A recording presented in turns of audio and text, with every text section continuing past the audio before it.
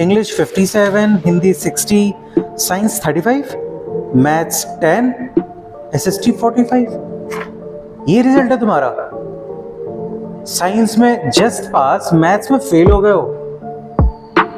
तुम्हें पता है सिटी के बेस्ट स्कूल में जाते हो, one of the best coaching class में एडमिशन करा है इस रिजल्ट के लिए। तुम्हें जरा सा भी आइडिया है मैं कितना पैसा भरता हूं? बिल्कुल पानी की तरह पैसे बहा रहा हूं, रिजल्ट में कोई भी इंप्रूवमेंट नहीं। कुछ इसी तरीके का कमेंट और ताने पेरेंट्स अपने बच्चों को देते हैं। बिल्कुल जाहिर सी बात है, गुस्सा आएगा ही, क्योंकि बहुत पैसे खर्च होते हैं, मेहनत भी करते हैं पेरेंट्स। लेकिन मेरा एक क्वेश्चन है उन पेरेंट्स से कि क्या सच में बच्चे जिम्मेदार होते हैं? क्या बच्चे रिस्पॉन्सिबल होते हैं इन खराब मार्क्स के पीछे? चलिए जानते हैं इस वीडियो में, और मैं एक्सप्लेन करूंगा कि क्या रीजन है खराब मार्क्स आने के पीछे, उसका क्या सोल्यूशन है, और क्या सच में स्टूडेंट्स रिस्पॉन्सिबल होते हैं या पेरेंट्स या फिर टीचर्स। चलिए स्टार्ट करते हैं इस वीडियो को, और जरा कुर्सी पे बैठ जाइए, क्योंकि शायद सच सुनने के बाद आप शॉक जरूर होंगे। चलिए स्टार्ट करते हैं इस वीडियो को। मेरा नाम है अभिनव पांडे और आप देख रहे हैं रीजन बिहाइंड। पॉइंट 1, फेल होना या खराब मार्क्स आना, इन सब के पीछे का रीजन क्या है?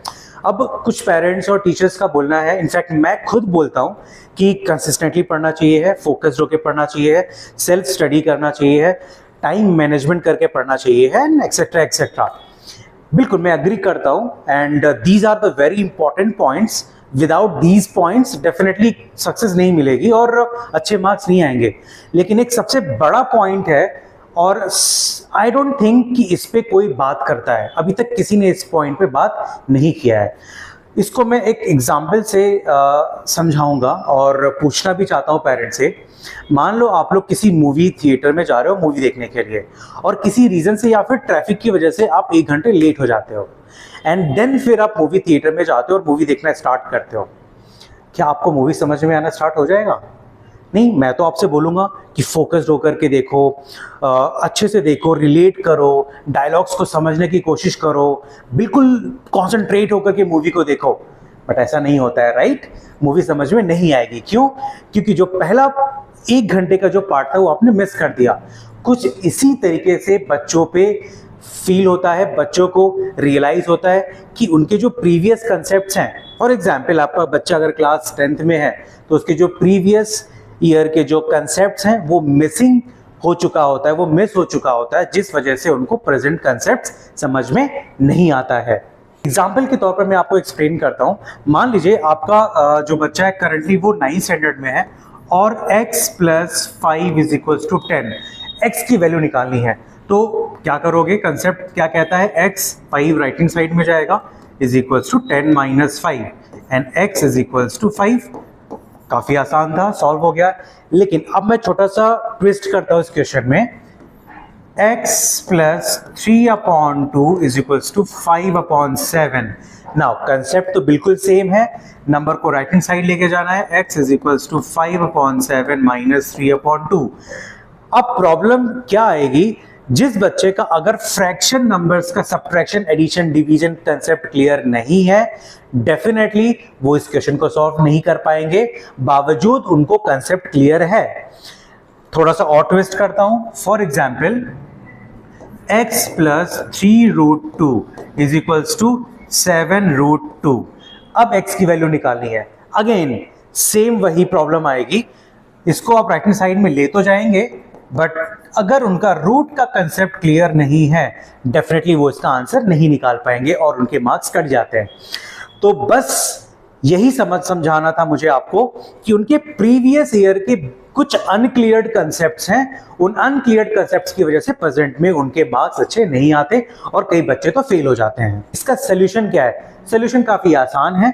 यही जो कंसेप्ट्स मैंने आपको बताए कि प्रीवियस अनक्लियर्ड कंसेप्ट्स, उन अनक्लियर्ड कंसेप्ट्स को सॉल्व करना है। करना क्या है? आपको सब्जेक्ट टीचर के पास जाना है, स्कूल के, चाहे मैथ्स हो या साइंस हो या कोई भी सब्जेक्ट होता है। आपको बस वो नोट डाउन करने हैं कि आपके बच्चे का कौन सा ऐसा प्रीवियस अनक्लियर्ड कंसेप्ट्स है जो क्लियर नहीं है, बस उसको आप क्लियर कर दो।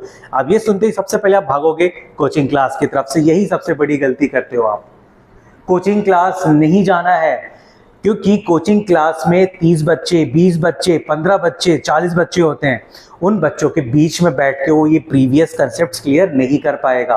तो आपको करना क्या है, किसी भी ट्यूटर को पकड़िए, या तो आप रिस्पॉन्सिबिलिटी उठाइए अगर आपको नॉलेज है, अगर आपके पास टाइम नहीं है घर के किसी मेंबर को पूछिए, या फिर इन शॉर्ट पर्सनल ट्यूटर ढूंढिए कि जो उसको 1 महीने या 1.5 महीने या मैक्स टू मैक्स 2 महीने में ये जो प्रीवियस कंसेप्ट्स जो थे वो क्लियर नहीं है उसको, या अनक्लियर्ड कंसेप्ट्स हैं उनको क्लियर कर दे, एंड देन प्रेजेंट सिलेबस में फोकस करने के लिए आप बोलो। डेफिनेटली आप एक काफी इंप्रूवमेंट देखोगे मैथमेटिक्स या साइंस के अंदर। बात करते हैं पॉइंट 3, कौन रिस्पॉन्सिबल है। 15 साल के इस ड्यूरेशन में जहां पे मैं बच्चों को मैथ्स पढ़ाता हूं, मैं जैसे ही ये कंसेप्ट्स क्लियर करता हूं ऑटोमेटिकली उनके मार्क्स इंप्रूव हो जाते हैं। तो क्या मतलब बच्चे रिस्पॉन्सिबल नहीं थे या रिस्पॉन्सिबल थे? मेरे ख्याल से और मेरे पॉइंट ऑफ व्यू से students are not responsible. But आपको क्या लगता है, पेरेंट्स रिस्पॉन्सिबल हैं या टीचर्स रिस्पॉन्सिबल हैं? ये कमेंट सेक्शन में आप जरूर बताइए मुझे। और वीडियो अगर अच्छा लगा है, अगर मेरी बात आप तक पहुंची है तो आप वीडियो को लाइक करिए, शेयर करिए, सब्सक्राइब करिए। और हाँ, मिलते हैं नेक्स्ट वीडियो में कुछ इसी तरीके का एक बड़े इशू को लेकर के। तब तक के लिए bye bye and take care.